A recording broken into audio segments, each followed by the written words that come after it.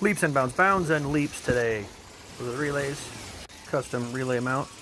Using existing hole. Battery terminals made proper. Wiring looking pretty.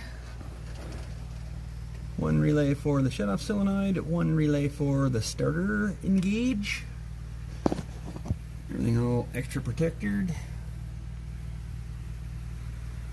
Overdrive wiring, pay no attention to that.